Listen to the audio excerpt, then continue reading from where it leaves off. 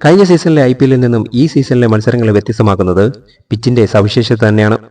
കാരണം ബൗളർമാർക്ക് വലിയ തോതിൽ പിന്തുണ ലഭിക്കാത്ത ഫ്ലാറ്റ് വിക്കറ്റുകളാണ് ഇത്തവണത്തെ ഇതുവരെയുള്ള മത്സരങ്ങളിൽ കണ്ടത്.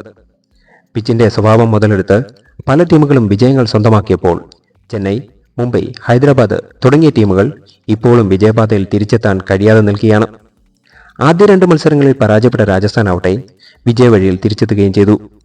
കഴിഞ്ഞ ദിവസം പഞ്ചാബുമായി നടന്ന മത്സരത്തിൽ 50 റൺസിന്റെ വലിയൊരു മാർജിനിൽ ജയിക്കാൻ കഴിഞ്ഞതോടെ പോയിന്റ് ടേബിളിൽ 9ാം സ്ഥാനത്ത് നിന്നും 7ാം സ്ഥാനത്തേക്ക് എത്താൻ സഞ്ജുവിന്റെ ടീമിന് സാധിച്ചു. ക്യാപ്റ്റനായി സഞ്ജു തിരികെ എത്തിയതും ജയ്സ്വാൾ, റിയാൻ പരാഗ്, ആർച്ചർ എന്നിവർ ഫോമിലേക്ക് മടങ്ങിയെത്തിയതും രാജസ്ഥാനെ വലിയ രീതിയിൽ സഹായിച്ചിട്ടുമുണ്ട്. സഞ്ജുവിന്റെ കാര്യമായാലും കഴിഞ്ഞ മത്സരത്തിൽ 38 റൺസ് നേടി ജയ്സ്വാളിന് മികച്ച പിന്തുണ നൽകിയിരുന്നു.